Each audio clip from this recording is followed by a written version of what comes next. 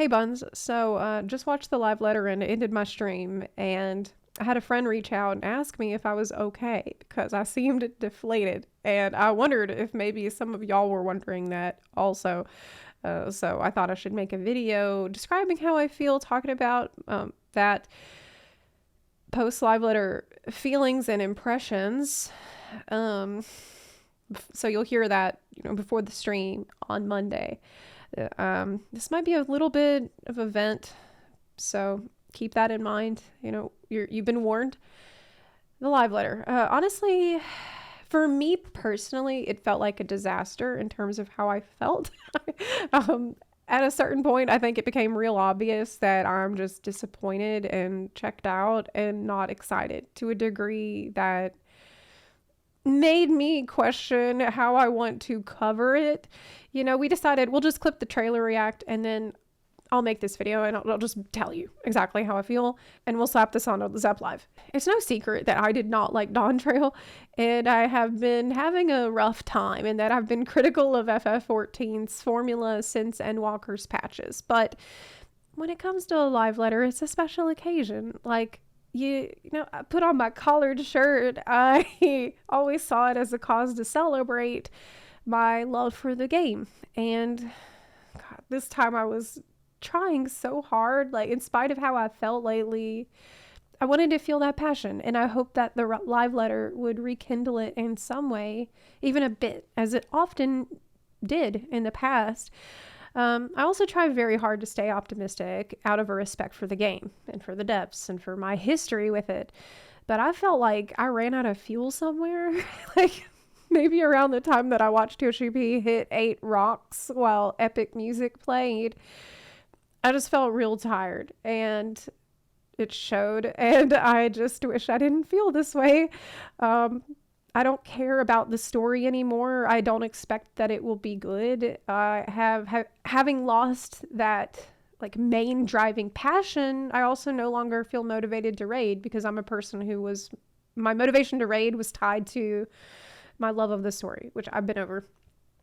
I am not a crafter gatherer main. So just fueling myself on the vague promise of something kind of like Baja that's going to come out 2 months from now was, like not a lot of fuel. I don't want to rain on anybody's parade on live letter day, which is something I once saw as a holiday, and many people may still see it that way, and I don't want to take that feeling away from anyone else. But I also can't be dishonest. So it's an awkward state of affairs as a streamer, and one that kind of means I have to limit my interaction with the game, which I have done, and I will keep doing. So let's talk about specifics. So Yoshipi's saying that we won't update Crescent for 8 months because we need to make a deep dungeon also. Who else is old enough to remember when we got a new exploration zone and a deep dungeon in the same patch? Also, when Beast Tribe stuff was released with the main patch and not 2 months later, I remember that when they were like, Occult Crescent, new features, fates, critical engagements, and that same guy that's always there who will be there again. Like, I'm like, okay, we're gonna have a lot of the same stuff again. And Phantom support jobs, they sound cool, but this feeling like you're gonna get just a couple of new buttons and they're gonna function in all likelihood like lost actions in practice. They said that the new raid will have resurrection restrictions, but if you have a support job that can res, then you won't have the restriction anymore. So it's like BA but without the teeth, like even baby teeth that BA had. And I started to feel like this is going to be pretty safe, and it's going to be a lot of the same stuff that we've seen before. And look, people were asking me, fates, what's so wrong with fates? Why are you so upset about doing fate farming? It's like, why am I upset about continuing to do fate farming and fate farming and fate farming and fate farming like I've done constantly? Like, it's always fate farming. There's nothing wrong with it. Okay, there's nothing objectively wrong with it. It's just that it never changes. Like, it'll be fine. It won't be bad. I'm not here saying, it's going to be terrible. It won't be. It won't be bad. Probably. It's probably going to be just fine. And it's certainly going to be a hell of a lot better than nothing, but it's not going to be like covering new ground. It's not going to be shaking things up. Okay, it's just the same. It's the same thing again. Like, I know it's not out yet and we don't know. We will see. But this is my worry and my impression of what I have seen, that it will be a rehash of a formula. It'll be the safest possible mixture of Eureka and Baja. Like, the rehash of the formula, but even more bland in a new iteration. Like, what they're doing has diminishing returns. Like Cosmic Exploration, I feel like it's going to be a very, very safe middle ground between Ishgard Restoration and Island Sanctuary. And it looks quite dull to me so far, like in terms of what they're actually asked to do. Like when an emergency, like wee emergency, oh my god, it's when we are all going to hit the rocks together.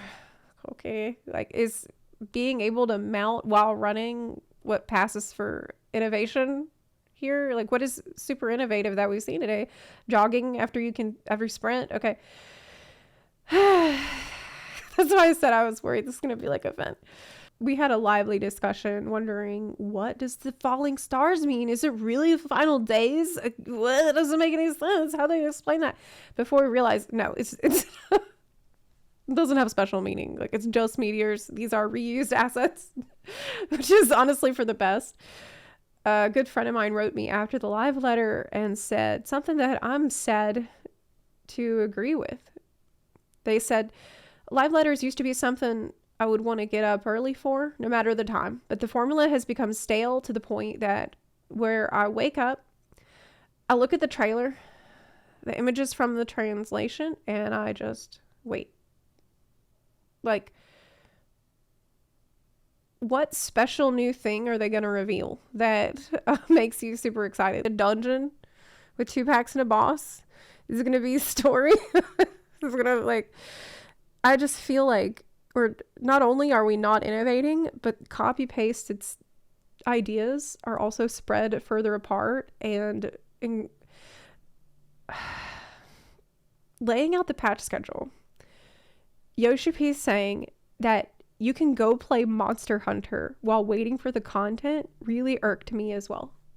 Like, I'm really tired of being told to go play other games, and I feel like it is arrogant to just take it for granted that will stay subbed while we're not playing your game. Anyway, having felt all of that, I actually later got hit by a truck when I found out about the Black Mage changes, which I did not have a chance to talk about on the stream, and it is the icing on the cake. So here's a post that goes into all of it.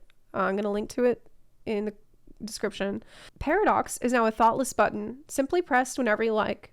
When you press Thunder in your fire rotation, no longer matters, and dropping casts no longer punishes you besides the uptime you lose. I shared this with a friend who mained a Black Mage and who was damn good at it and cleared ultimates on the job, and his response was, wow, bell tolls even for Black Mage. That's sad. Make all jobs for brainlets. What a tactic. We truly can't go back. And I play Dancer now, but do you know that's because I used to play Dark Knight, Heaven's Word, Astrologian, and Summoner. Rip Bozo, right? Another one bites the dust. And I know people will be dismissive and say it's not a big deal, it just makes it easier. And you know what? I'm not even going to argue with you, because you're the ones that the devs are listening to, and that doesn't look like it's changing. So grats, looks like you win. I mean, as this post pointed out, every single Black Mage player does not like these changes. They said the opportunity to challenge yourself is fading. And the top commenter pointed out that it feels like they're only looking at feedback from people who did not like Black Mage, failing to see why people play Black Mage in the first place, which are concepts that other people just won't like. Like, believe it or not, I think Blizzard actually figured something out that Square Enix has yet to. And God, I hope it takes Square Enix less time than it took Blizzard to figure it out. It took Blizzard like 10 years or something. From a recent interview with Nobble, Ian Hazukosta said that they have to make old players happy while making the game inviting and accessible to new players. And to do that, they have to consider the silent majority. What about players who aren't giving feedback? Like, you can't just listen to people who tell you why they don't like things. You also have to remember the people who love it. And like, that's why a lot of times people are like, who asked for this? Well, it wasn't the people who weren't asking for changes that were happy, right? Anyway, I just feel like if we keep going down this path, and God knows we are full steam ahead, firing on all cylinders, the original player base is just going to get more and more alienated and pushed out. Like, you might attract more people willing to engage with the content in more shallow and casual ways, but people who were deeply invested will just find less and less to return to.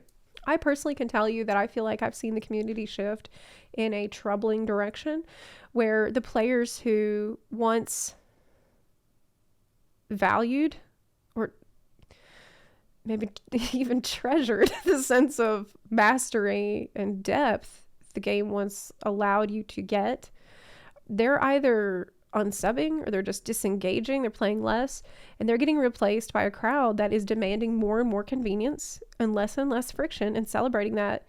And I mean, Black Mage wasn't even that complicated to begin with. Like, at this point, I shudder to imagine what they have planned for the 8.0 big job redesign, because this too is a formula that they're following, and it is in the same vein as what has already happened to several others. And it almost ties back to this earlier point I was trying to make about like how we're seeing rehashes on formulas, but with each successive time with diminishing returns, like with the less of the original charm and magic, like it's getting watered down.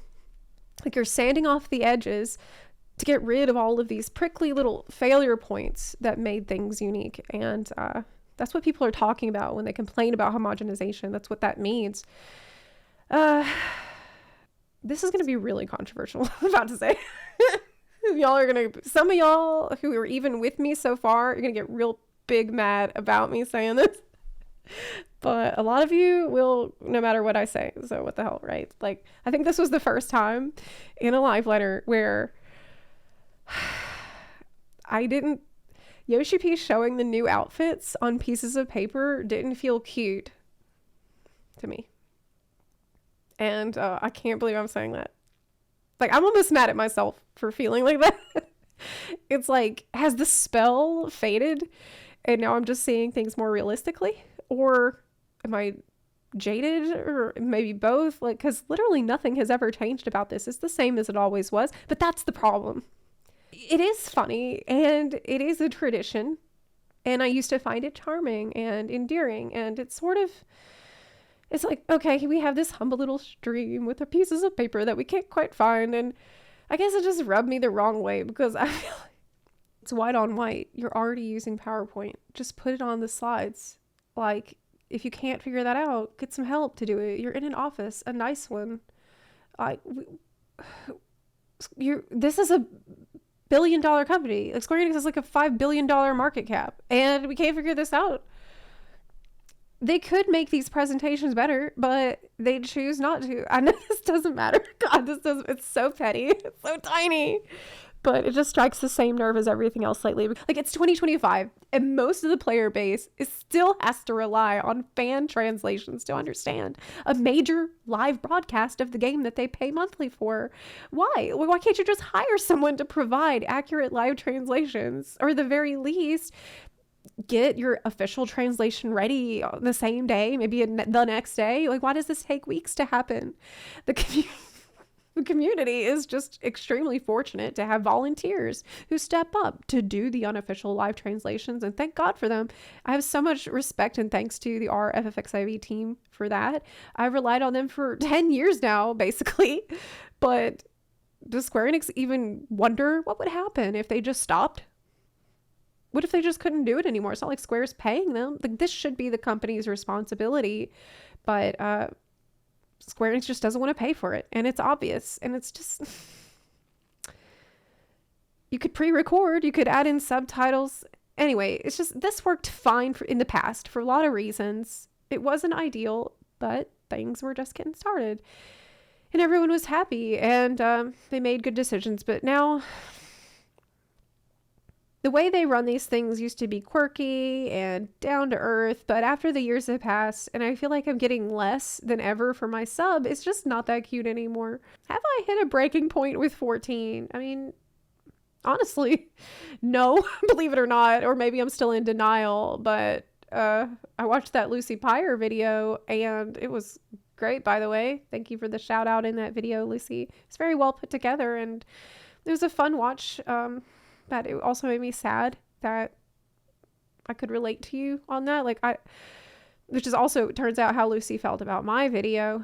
Like, I'm sad that we can relate to each other. Like, I don't want us to feel this way. None of us want this. Like, we want the game to be fun again. We want to bond over the game being fun. But everybody hits their breaking point somewhere. And in that video, she even recommended people unsub if they're not liking it. And so, unfortunately, breaking point has come now for a lot of Black Mage players too. I don't know what I was expecting, but I feel pretty disconnected at the moment. Like, it's just this slow accumulation of safe choices, stagnation, a lack of respect for the most invested players. And Black Mage changes just hit real hard after feeling all of that, because it's like we can't go home again. And time goes on, the game just becomes less recognizable. They're polishing off all the rough edges, and that's all some of us were holding on to. I'm not upset that things are easier. Like, I'm upset that the identity is getting gutted from things. Like, it's not even the first time that this happened. And I know I said it already, but God, it is wild that they had the audacity to tell people to go play other games while showing off a patch roadmap with huge content gaps in it. Like, why don't you care that players are walking away? Did you not see the Dawn Trail retention numbers, the player numbers, where many people are doing that and not coming back? Don't you care? Just like how I warned you in Endwalker when I first spoke up about these trends. And everyone told me I was crazy and I was overreacting. Well, how's that been working out?